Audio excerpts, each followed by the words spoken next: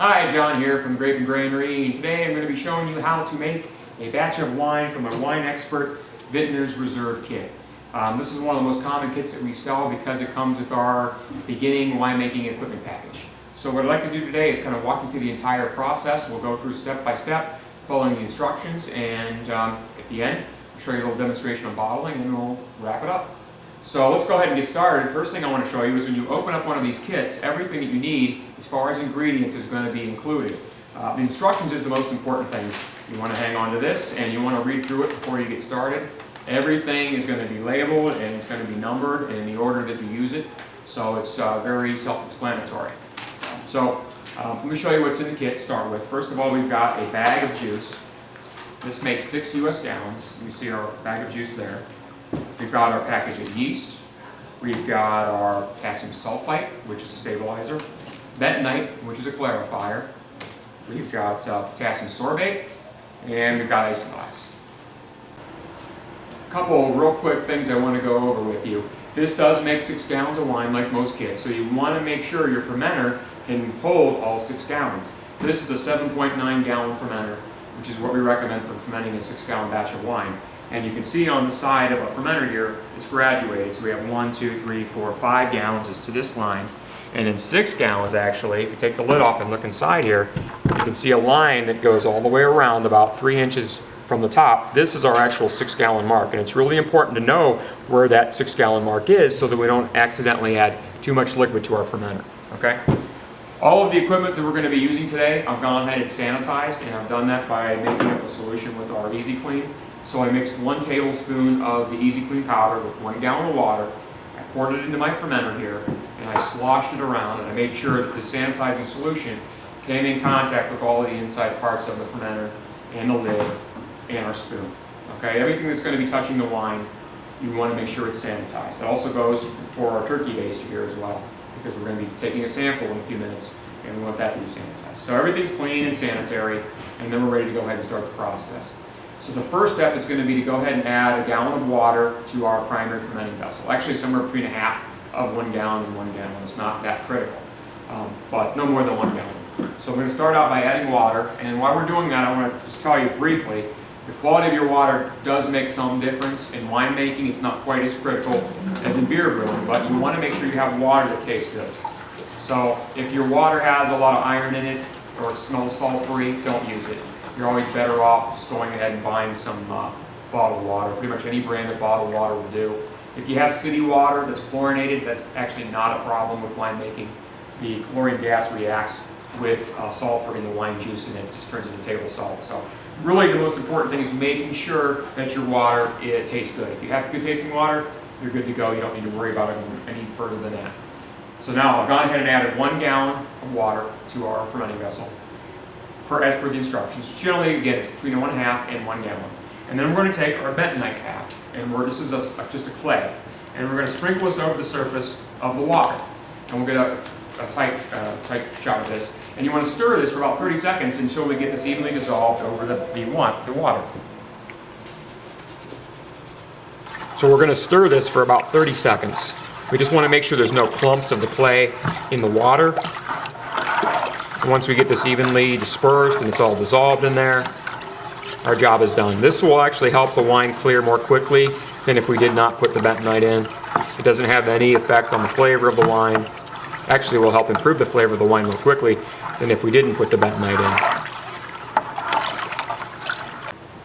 in. Okay, now it's time to go ahead and add our juice to the fermenter. The juice at this point in time should have a nice fruity aroma to it. If it's a white wine like this, it should have a nice golden color to it. If it looks brown or smells cardboardy or raisiny, then chances are your wine kit is out of date. These things have generally a shelf life of about 12 to 18 months on them, and there are codes on the top of the box that if you wanted to, you could check the code. It's not too often that we see ones that are out of date though, so when you purchase one of these kits, you want to use it up within 6 months or so. That is in making the wine. And then we want to go ahead and top up to that 6 gallon mark we mentioned earlier. So I'm just going to go ahead and add water and bring our volume up to that line, which is going to be right here at this lip.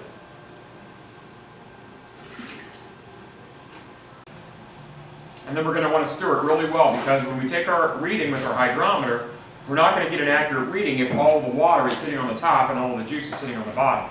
So we're going to take a minute to go ahead and stir this really well to get it all evenly dispersed. And then we're going to get our reading with our hydrometer. According to the instructions, our specific gravity should be somewhere between 1.080 and 1.090. So we're going to go ahead and get a close-up of that in a minute, and we'll draw a sample out and take our reading. Make sure that we have the right amount of sugar in the wine, and that will ensure that we make the right amount of alcohol. With a starting specific gravity of 1.080 to 1.090, we should produce a wine that's somewhere between 10 to 12% alcohol, which would be correct for this style of wine, which is a Chablis. Okay? So now that we've done that, let's go ahead and get a sample out. What I've got here is a sanitized turkey baster and a test jar or two. This is the test jar slash packing tube that the hydrometer comes with. Okay? You can use this as your test jar. Just to make things a little bit easier today, I'm going to use this jar so you can see the reading a little easier.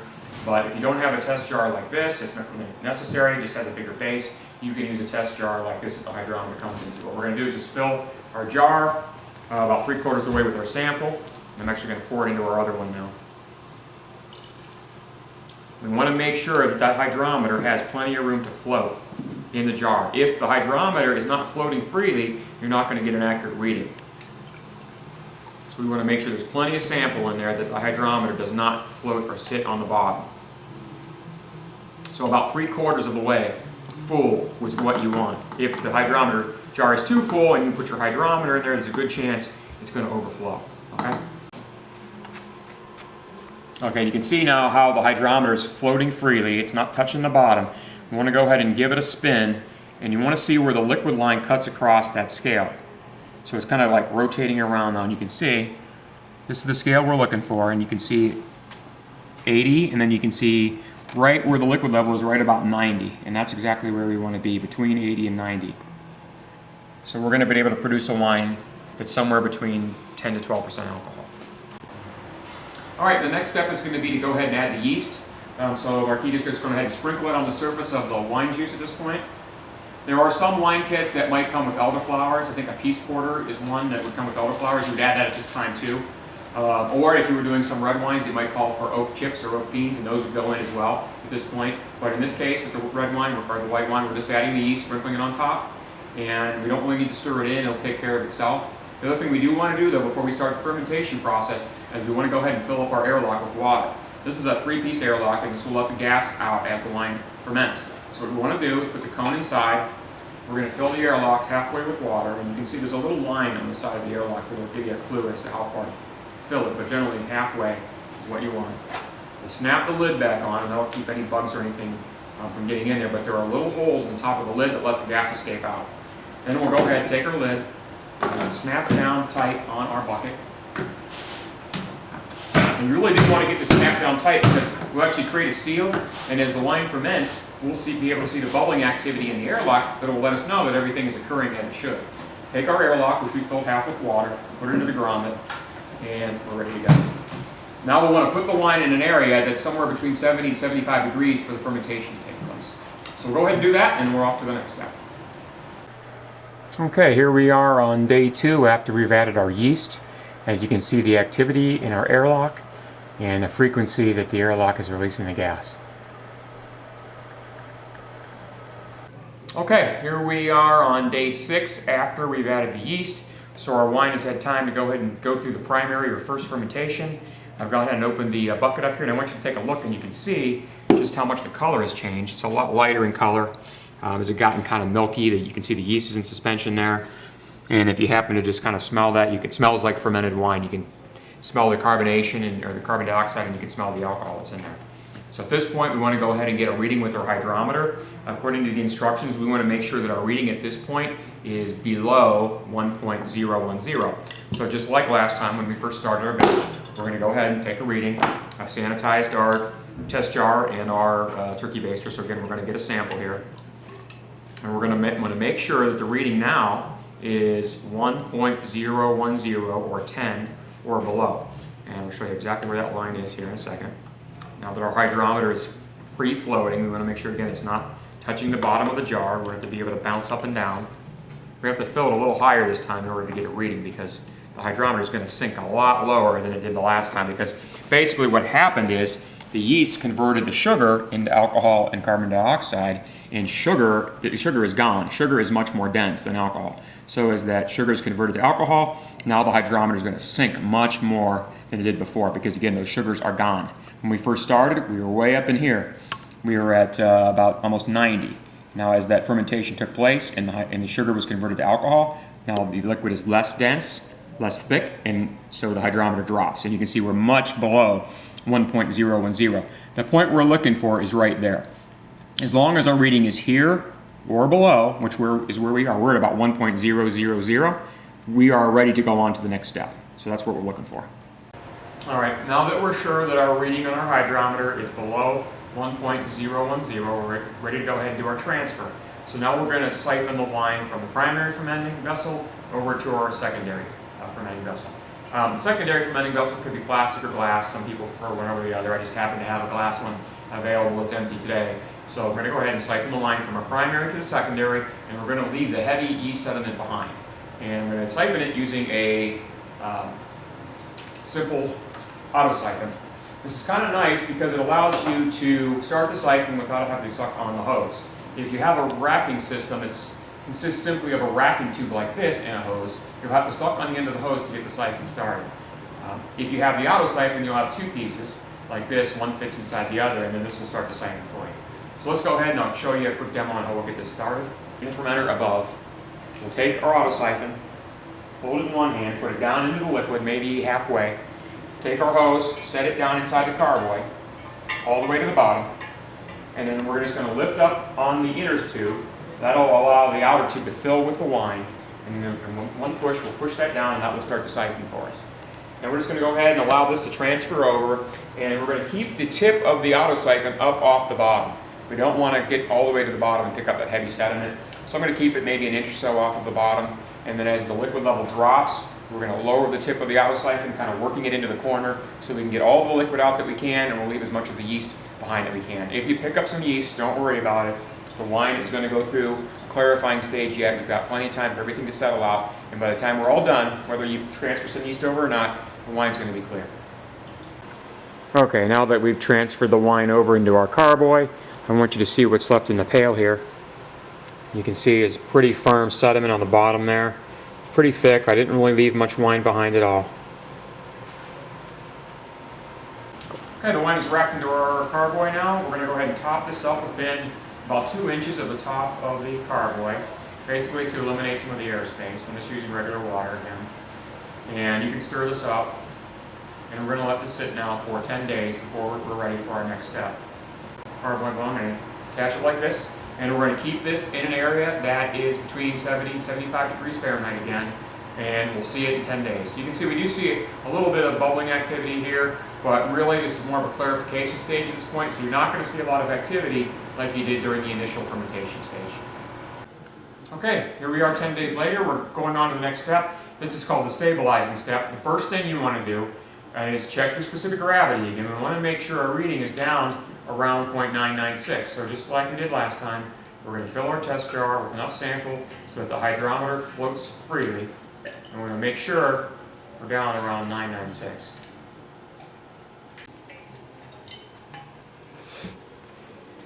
Okay, we're going to close-up of this now. You can see our reading is where we need it to be. There's 990, I mean. And each of those lines is 2 points. So we're actually probably about 992 or so. So we're below the 996 reading that the instructions are calling for. So we're okay then to go ahead and do our stabilizing step. Now I've removed some of the wine from this carboy to make this next step a little bit easier, because we're going to do a lot of stirring here, and I don't want it to foam out of the carboy. We also do need to do a little bit of degassing too. So we're going to add our stabilizing agents, our sorbate and our sulfite. We're going to add it to the small amount of water that I have in the pitcher here. And then we're going to stir this up, and we're going to add it to our carboy, and we'll want to stir our carboy for 2 minutes. Once I have this in our pitcher, we'll stir this up, and then we'll pour this into our carboy. And then again, a 2-minute stir. I used hot water. The instructions said to use cool water. I don't think it really matters. I like to use water that's a little on the warmer side to help everything dissolve. You can see there's nothing left in that pitcher. And then we're going to go ahead and stir this, and we want to stir for 2 minutes. And you'll notice at the bottom of this carboy, there's quite a bit of sediment that's settled out. Believe it or not, it's very counterintuitive. You want to stir all that sediment, you want to get all that sediment back up into solution. So you can say this is getting all cloudy again. Because we're suspending all of that sediment, it's actually going to help the wine clear more quickly. We're going to stir it vigorously like this for a couple of minutes to get all the excess gas out of solution. We want to do that to help the wine clear, and we want to do this to make sure that when we're ready to bottle our wine isn't going to have a spritzy carbonated taste to it. So it's really important that you do go ahead and do this degassing step and follow the instructions exactly. Okay, you can see there's quite a bit of foam here from us degassing the wine. What we want to do now is we're going to go back, top up, as that foam subsides, top up with the wine that we took out initially. Once we get the volume back up to about an inch or so below the carboy bung, we reattach our airlock, and we'll let this sit for 14 days, and after 14 days this will all settle back down. We'll have a nice bright clear wine that will be ready to bottle. Here we are 14 days later. We're ready to go ahead and bottle our wine. I racked it off of the sediment into another carboy because I want you to see how clear this is. Normally, if I wasn't doing this video, I would have transferred it back to my fermenting vessel, which is the big 7.9 gallon plastic bucket, and bottled it out of there. But I wanted you to see how bright and clear the wine looks. So we'll go ahead and bottle it out of here. It doesn't really matter. You can do it either way. What I've got to bottle is my auto siphon. I've got a hose clamp, and you can see how this is run through the hose clamp. What this allows us to do is start the siphon and stop the siphon by crimping it by squeezing the hose clamp, and that will stop the liquid flow. That gives us time to go ahead and attach our bottle filler, and then when we release the hose clamp, the wine will flow down into the bottle filler.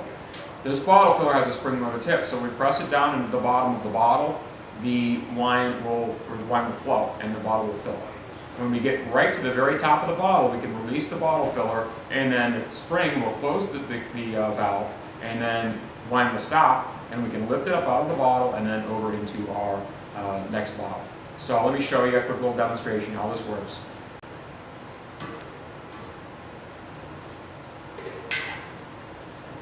We have no sediment because we've racked it off the sediment. There's no sediment to disturb. What I'm going to do, kind of set up here to fill bottles.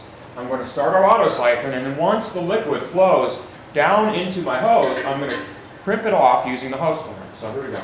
You can cut it out. Once the wine flows, we can go ahead and release the hose clamp, and that will allow the wine to flow down into our bottle filler, and then we can go ahead and start filling our bottles.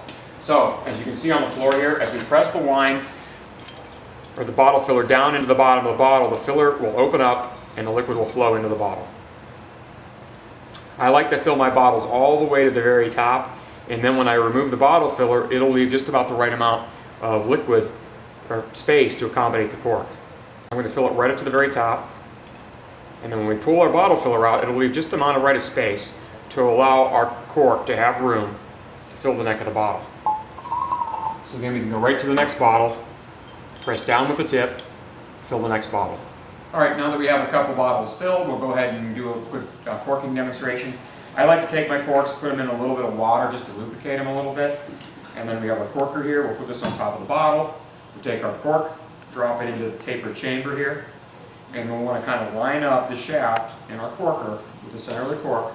Once we have everything lined up, we're just going to go ahead and press down, and slide the cork right down into the bottle, lift back up on the handles, and there you are. We've got it. And you want to remember that once you cork your bottles, you're going to want to make sure you let the bottle stand upright for a couple of days. That ensures that the cork has a chance to swell back out and create a good seal before you lay the bottles down. Once you do lay the bottles down, then they won't leak.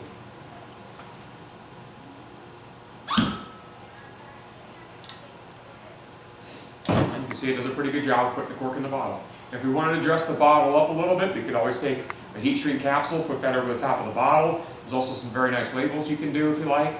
And that's pretty much it. If you have any problems, if you have any questions, you're not sure about any of the steps, please don't hesitate. Give us a call. My name's John at Grape and Granary, and you can find us on the internet at www.thegrape.net. And thanks for watching.